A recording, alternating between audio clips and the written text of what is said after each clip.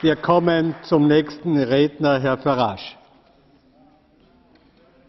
I represent a group that is against military action in Syria. We're against it not because we're pacifist.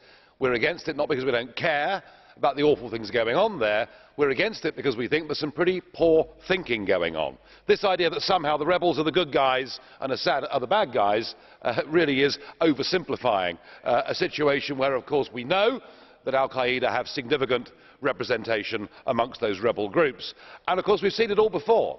An endless series of military adventures over the course of the last 10 to 15 years, one of which, of course, notably in Afghanistan, is still going on and is not achieving any of the original aims. And I was worried when I heard the Americans telling us to begin with it was about punishing Assad, and then within a week it was about regime change, a position that I know the noble Baroness herself supports. We think firing 1,000 cruise missiles in is likely to make an unstable situation even worse than it is now. But of course, Baroness Ashton, in a sense, you're sitting pretty, because as the highest paid female politician in the world, luckily you've got a non-job, because the EU, thank goodness, hasn't yet got a foreign policy. And as a result of that, what we saw 2 weeks ago in the House of Commons was a nation-state democracy standing up and saying something. And as a direct result of that vote in the House of Commons, we have not gone to war in Syria. We have entered a period of negotiations, and Assad has a chance to prove to all of us whether he's a good man or a bad man. I don't know how this will play out, but at least, Mr Verhofstadt, there is a chance of peace. And I know that you represent the kind of political class who believe that global influence can only be achieved through bombing. Well, luckily, unlike extreme EU nationalists like yourself, British democracy has proved that through nation-state parliaments, we've actually made people rethink. And Mr Chairman, I have to say, Mr Chairman, that as somebody that has been here now for 14 years, it's very ironic that the view that I used to represent was called extreme, but you can see the extreme militarists now. Thank you. So, I have 2 blue cards. Do you accept it? Ich nehme keine mehr. Bitte. Wortgemeldet ist Herr Tannock mit seiner Frage. Herr Tannock. Mr Farage, Nigel, Mr Farage, over here. You talked about the good guys and the bad guys. It's not about the good guys and the bad guys. You remember well the battlefields of the First World War. You take a great interest in that war, and you remember the horrors of the use of gas. Would you not accept that a red line has been crossed by the Assad regime in using gas against his own people?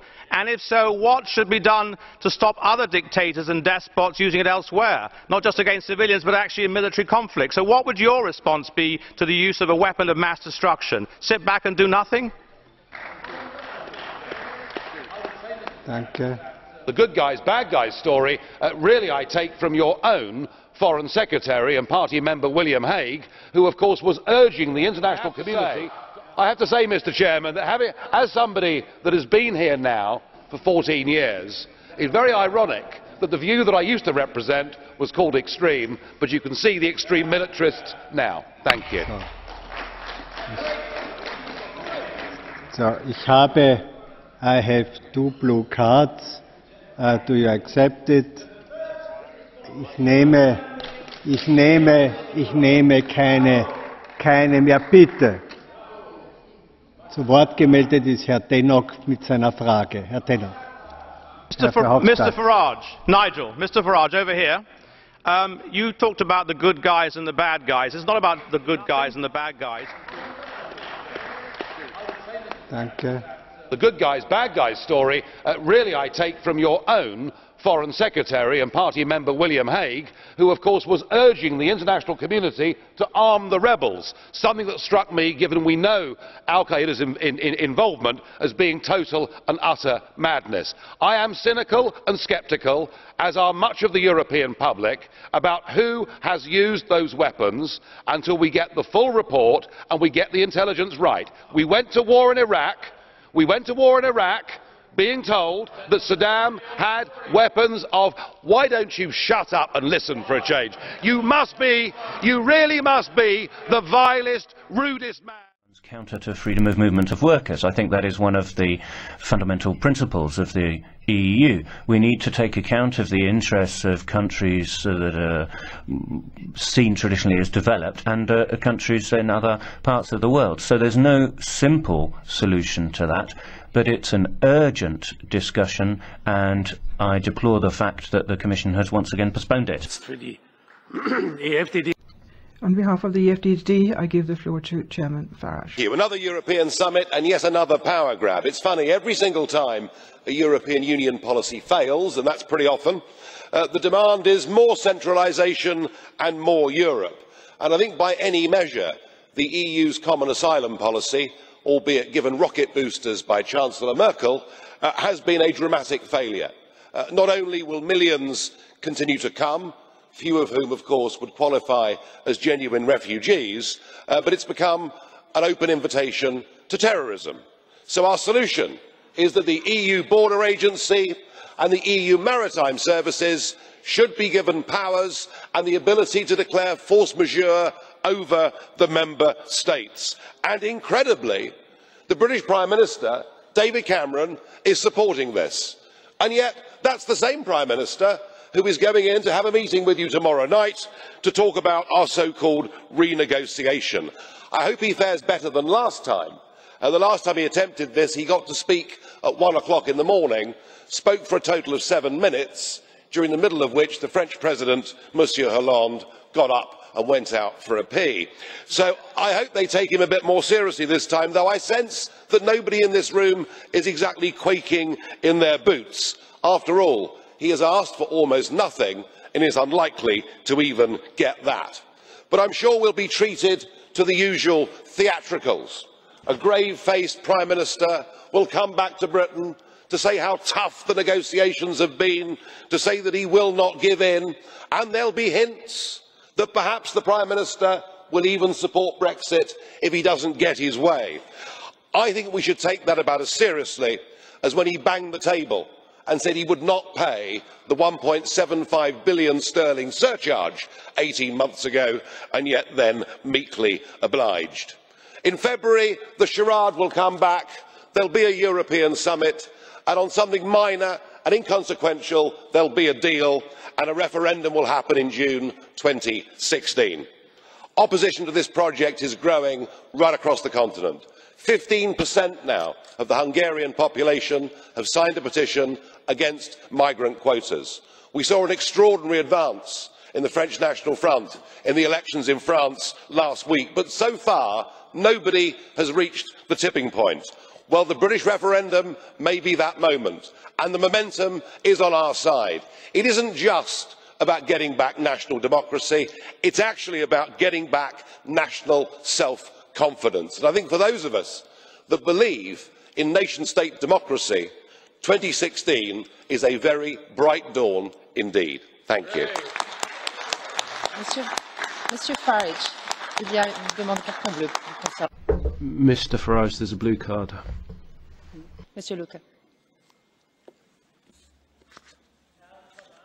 Microphone. Hello. Wenn das britische Volk ihre Ansichten teilt. If the British people was going to share its views on the EU and your views on the EU and your views on Cameron, how come UKIP hasn't got more than one seat in Westminster?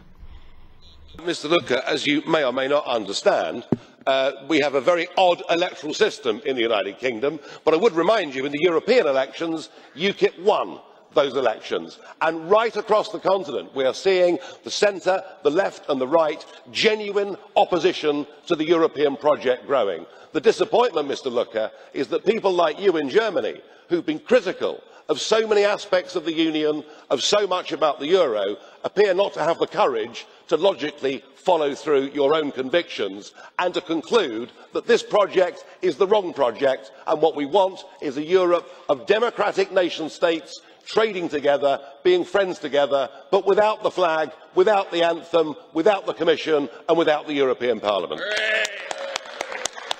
La parole est à Monsieur Ferrand, au nom du groupe. Mr. Ferrand, on behalf of the ENF Group, for 1.5 minutes. Ladies and gentlemen,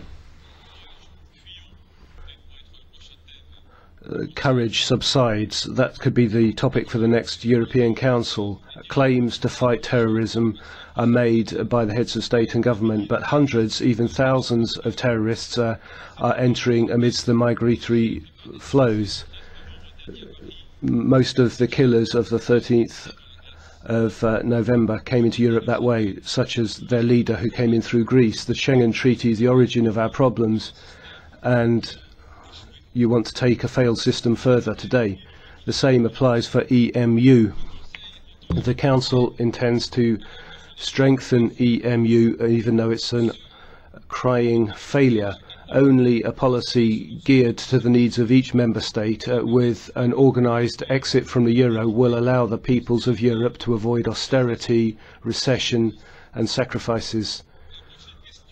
The next issue, Brexit, might jeopardise your suicidal choices. The European peoples will speak in each member state in their own elections. Ladies and gentlemen, Europeans don't want your technocratic, ultra-liberal, cosmopolitan Europe anymore. Europeans want a Europe of nations and freedoms. That's the only solution for a genuine future for European civilization. Mrs. Dodds, 1.5 minutes.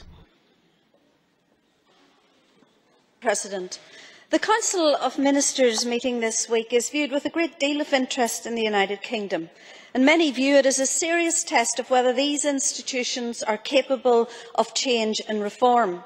A few weeks ago, David Cameron published his agenda for negotiation. It is an agenda without ambition and very far removed from his stated aims for renegotiation in his Bloomberg speech of 2013. Back then, he promised opt-outs from EU legislation, control over migration, curbs on the European courts, and fundamentally he demanded treaty change. Today he has limited himself to so-called changes that merely reflect the status quo and a vague demand for greater competitiveness within the single market. His proposals around benefit uptake have met with fierce resistance. So is this union up for negotiation? Are the European institutions capable of change? Or, as many of my constituents believe, are we simply left to pay the bill while having our concerns ignored? It is a stern test for David Cameron. It is an even bigger test for Brussels. And the scant reference to this in both the Commission and Council contributions this morning does not bode well. Many in the UK have already decided, with the polls showing growing numbers opting for Brexit. Members, the ball is in your court. Madame Dodds. Mrs. Dodds, there's a blue card. Will you accept it? Monsieur Lambert. Ms. Dodds, I heard what you said. I think that your Prime Minister has cornered himself by asking things that he knows pretty well cannot be achieved, especially in terms of freedom of circulation. I believe that the real question that the British people have to answer is whether they believe that they will be stronger on their own, being 1% of the global population, albeit with Trident submarines, not sure it gives you a lot, or by sharing sovereignty to be part of a bloc that can really have influence in this world. Thank you. Thank you for your question. If I may say so, the very question sort of mirrors the attitude of the institutions towards the British renegotiation issue. It is a matter of dilution, dilution, dilution until you give nothing.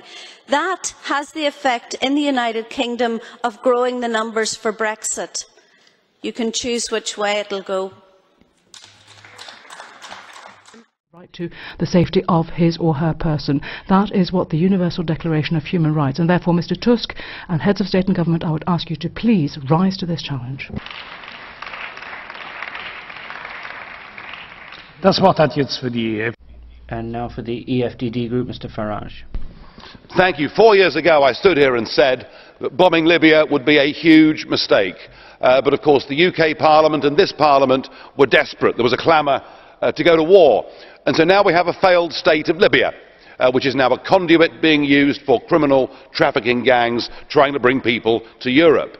We are guilty for this crisis. We are directly guilty for the drownings that are going on. And we are hypocrites in this place when we talk about poverty in Africa, when we pursue a common agricultural policy that puts barriers up to them selling us their agricultural produce, where we have a fisheries policy that rapes and pillages their seas and has caused environmental destruction, and we just assuage our consciences by giving away a bit of foreign aid.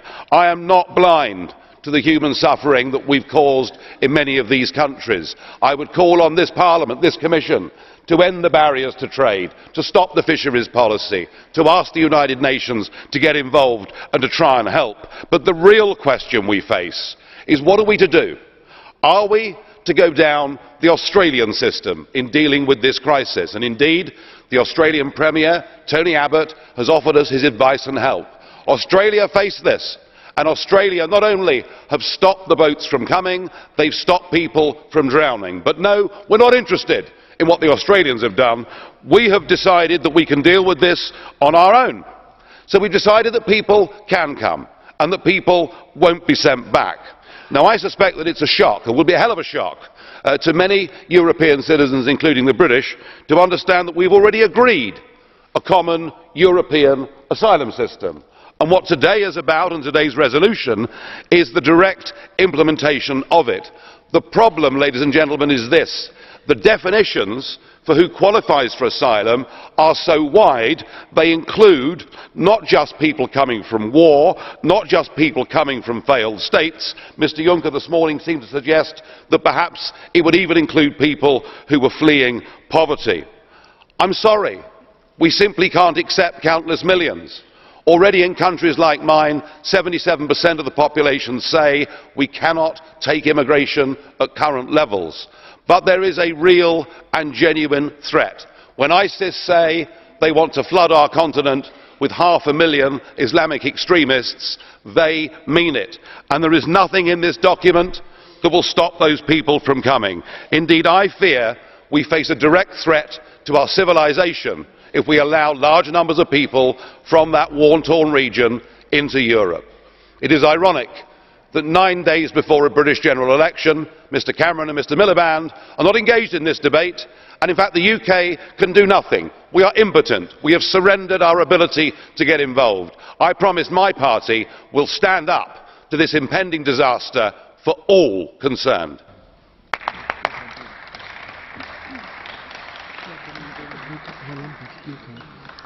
Herr Lamberts, Sie wollten eine Frage stellen. Mr. Lamberts, you wanted to ask a question. The first time that we've had these kinds of exchanges, I'd just like to remind you that many terrorist attacks that your United Kingdom suffered from were actually acts of your nationals. Not imported terrorists, but people who were homegrown. So I'm not sure that any of your answers is an answer to that issue. Thank you.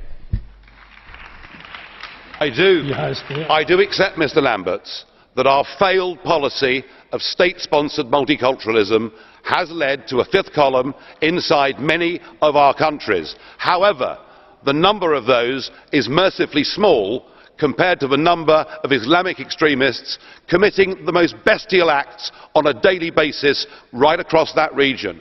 This policy has no means and no way of filtering out extremists in favour of people fleeing in genuine fear of their lives, and as such we are making a massive mistake. Let us follow the example of Australia.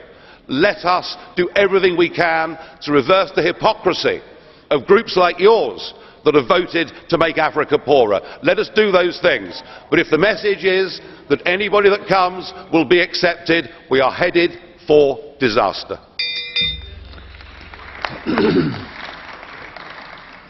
Herr Abgeordneter Faria, ich hatte den Mr. Faria, what are you insulting me? What exactly are you gesturing? Thank you very much.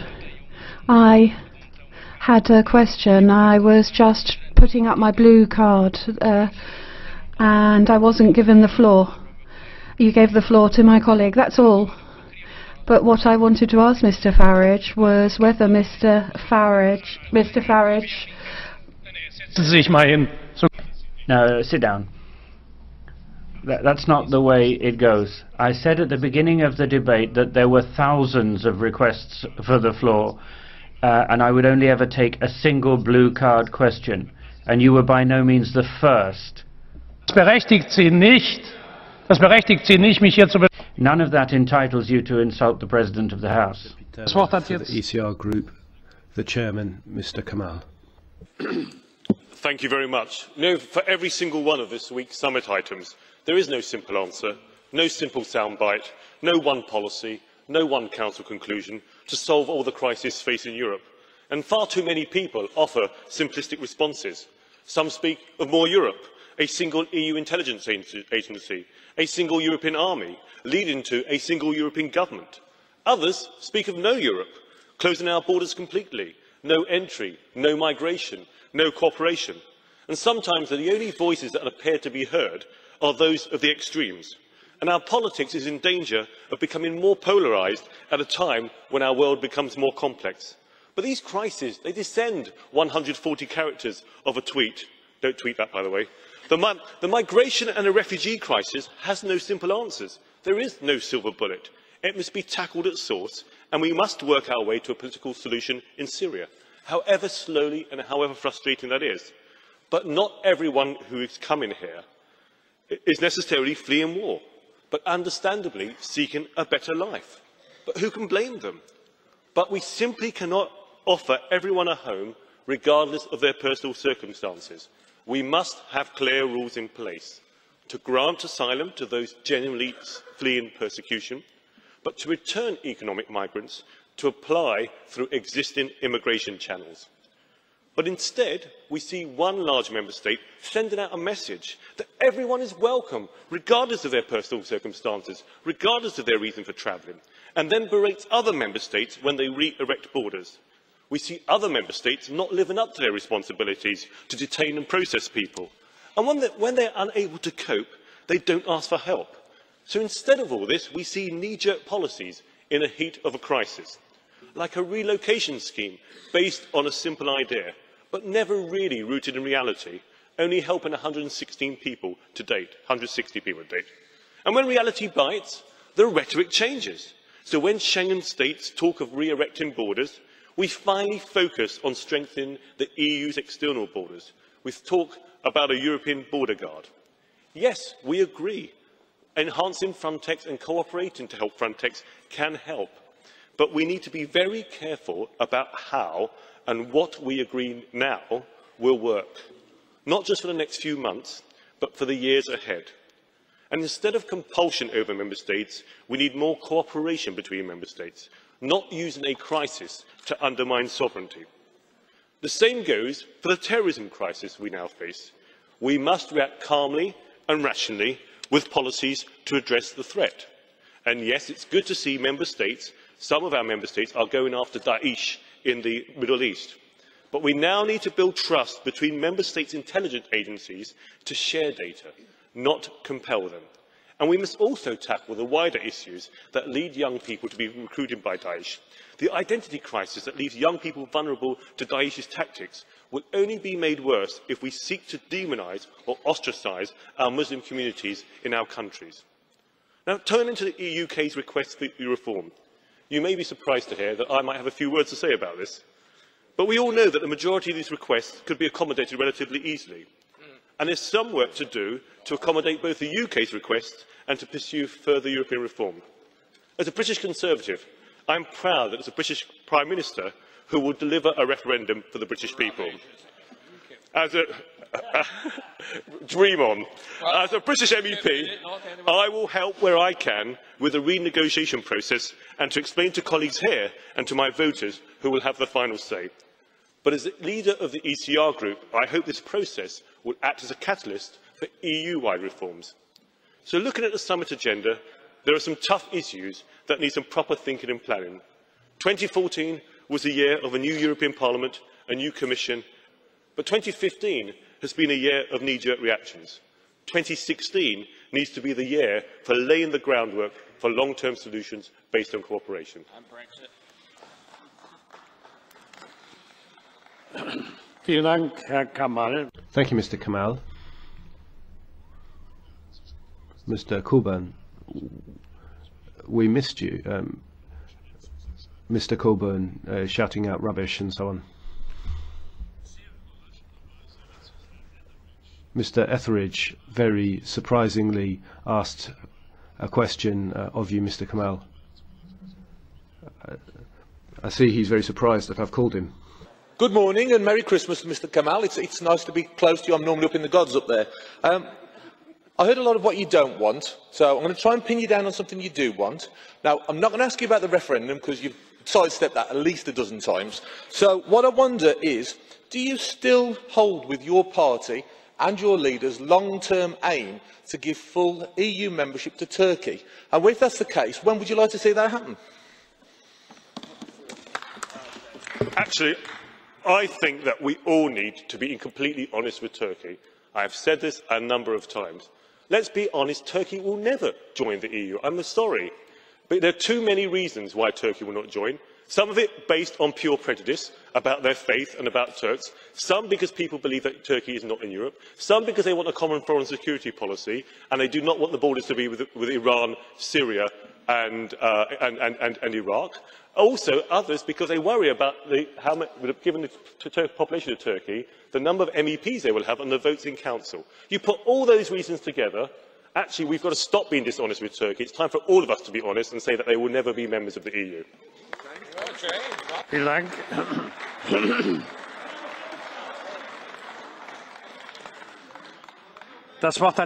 Thank you.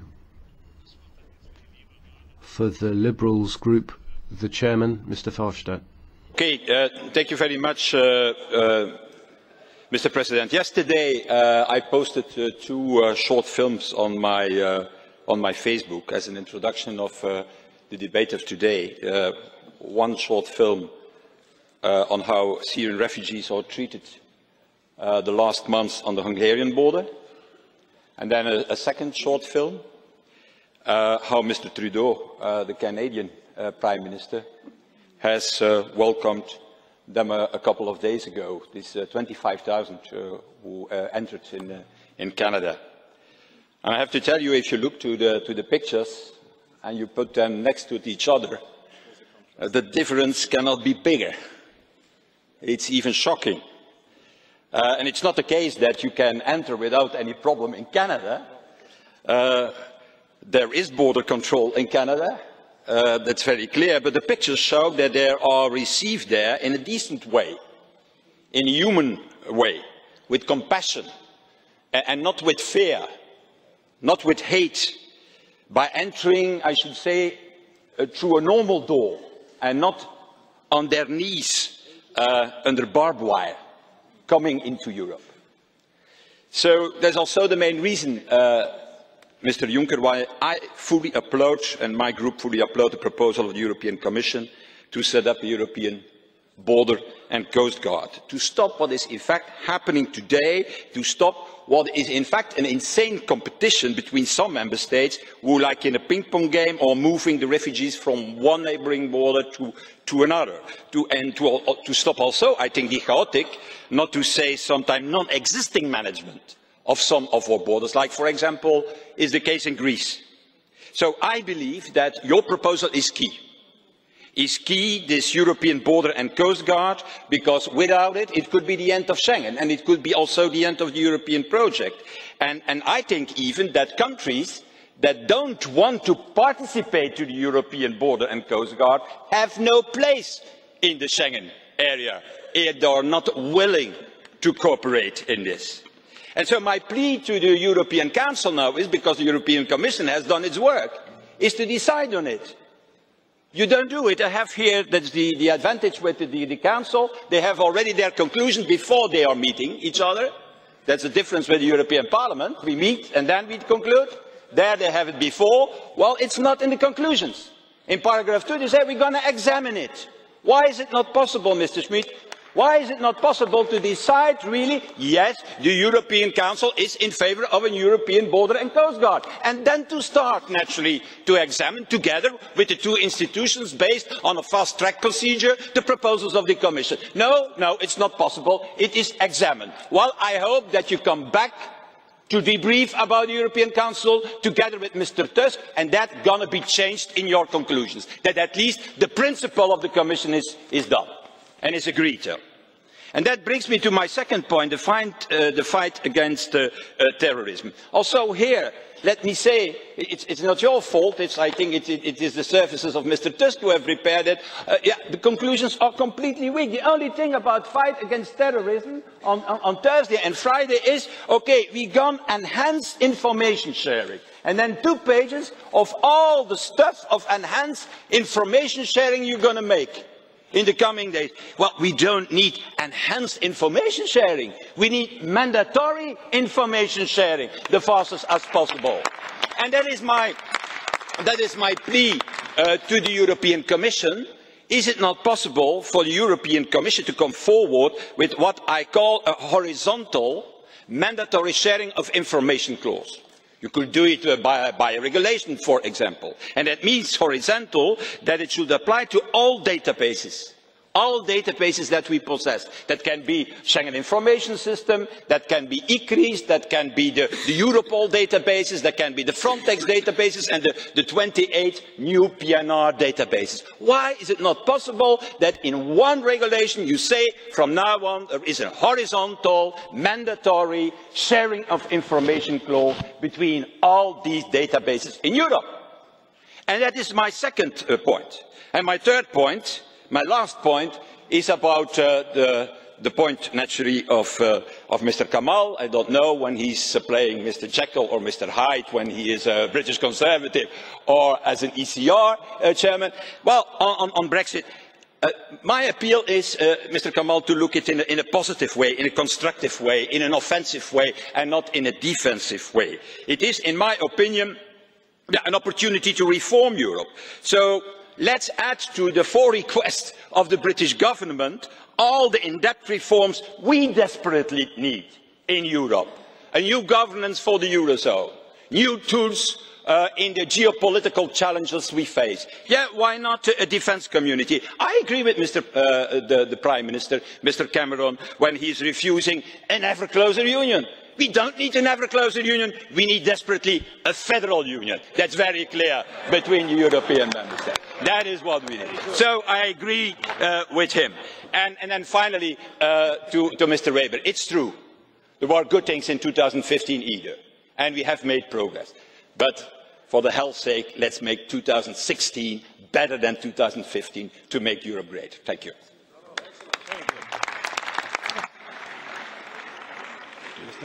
Mr. Verhofstadt, a colleague Kava would like to ask a question. Once you've stopped waving your arms around all over the place, doing an excellent impersonation of a skydiving octopus, won't you perhaps stop to consider the use of your word EU project? Don't you understand, sir, that this isn't some classroom project, but actually the lives and aspirations of 500 million people from 28 very different countries? Don't you understand, Mr. Verhofstadt, that you're playing games without frontiers? C'est juste sans frontières. So I can no longer play octopus. Maybe a shark is better then for you. Could be better to eat you up. Yeah. Okay, but that's it. It's very clear that the people in Europe, the 500 million citizens in Europe, know very well that their future is not by retreating back behind national borders. The world of tomorrow will be a world dominated by China, India, the US, the Russian Federation. And if we want to play a role, we're going to do it together or not at all.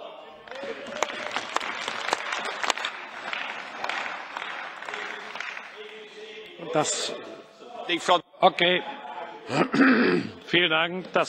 Thank you. I now give the floor for the United Left to the chair, Mrs. Zimmer. Mr. Juncker, you said rightly it will never be simple in Europe. It's never been simple, and it won't be in the future either. However, I'm convinced that if now the member states are suddenly asked to give up their rights of sovereignty to form a European common border agency which can act against their will, and if that is backed up with the threat that those who don't agree will lose their entitlement to the Schengen area, I don't think that is constructive or will contribute to trust between member states. Experience of recent years shows, however, that we often speak with a forked tongue. We make statements on the one hand, make claims, make promises, crank up the pressure, or blackmail member states, force them to undermine their own constitution, to comply finally with the EU institutions' calls. All this prompts me to ask, what are we actually doing? How far has this got? Are we really en route to making the EU and the political and social situation more stable, or are we charging off in the direction of more and more contradictions that people are faced with? I think we need to try and pursue a common path forward, and I would appeal categorically to Council to ensure that during the Council summit meeting the promises which have been made in the past summit should actually be honoured. That's the hotspots. That's making available adequate manpower to do all this. I'm thinking of Greece, but I'm also thinking of the pledges made for the relocation of people who have ended up in those countries. If there are only 34 people arriving in Luxembourg, how honest is that? We can't say that Greece has to fulfill the rules and put in place the measures, but then we leave Greece in the lurch when there's a major crisis of immigration. From what I've heard about keeping the Turkish accession process open, well, we all applauded. Representatives of Bundestag political parties here also applauded. Well, we say we should be honest, that they don't have any chance of that. But then, in that case, why do we have these agreements which are meant to resolve the refugee crisis whilst turning a blind eye to what Turkey is doing internally with regard to journalists or repression in Kurdish areas? We accept Turkish authorities deciding on whether to put them in detention centres or send them back to Syria. What is going on? How can we stand here and say that we want to open up the next accession chapter, or that we'll open it? Let's be honest then. There'll never be EU member states. And I wonder how far things have got. Are we being honest, or are we just trying to ensure that our interests, or the interests of the big ones, are asserted? What does that have to do with our vision of a just Europe and a just European Union? That doesn't seem to bother us. That's the sort of union I would not like to see. Pan Mr. Coburn wants to ask you a question, Mrs. Timmer. Are you in agreement? Mr. Coburn. Go ahead, sir. Madam, it seems to me that you fear Mr. Verhofstadt's pan-European state police as much as I do, which seems to be set up to cover up the EU's disastrous immigration policy. Would you agree with me on that, madam?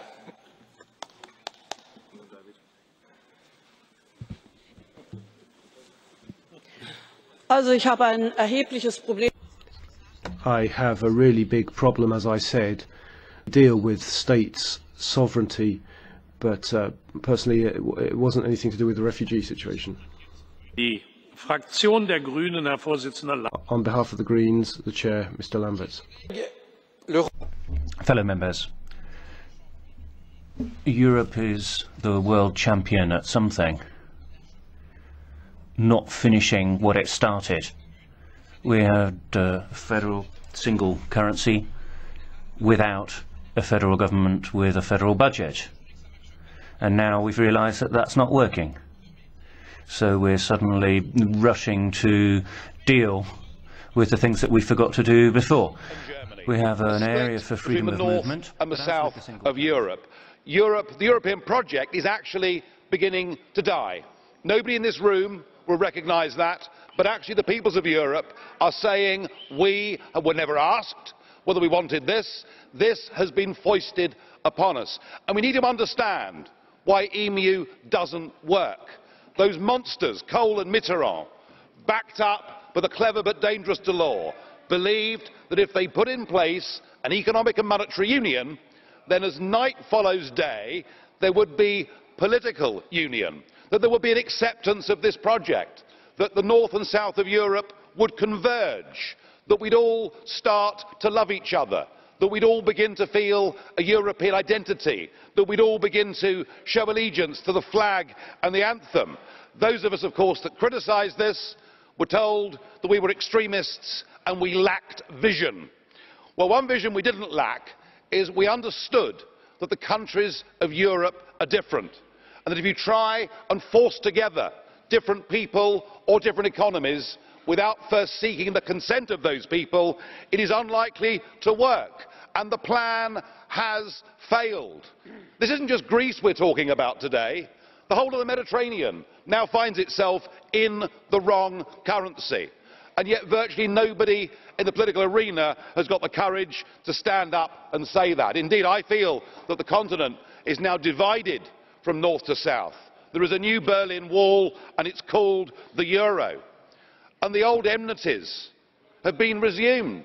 Just listen to the way that the German leader of the Christian Democrat group this morning attacked Mr. Spiras. I think it was absolutely disgusting, but it shows the way north and south now feel about each other. Mr. Tsipras, de posséder, de produire et obligation de détruire les armes chimiques. De détruire les armes chimiques. Ça fait 20 ans, je finis, oui, je viens à ma question, que ces armes ne sont pas détruites. La Syrie ne l'a pas signé, mais l'Égypte ne l'a pas signé. Israël l'a signé, mais ne l'a pas ratifié. Par conséquent, nous tenons... Herr Brok, bitte. Herr Brok, bitte. Après, on me demande pourquoi j'interviens. No. Herr Brok, bitte. Herzlichen Dank. Lassen Sie mich kurz antworten. Ja, natürlich ist diese Fragenberichterstattung manchmal nicht ausgewogen, aber wir leben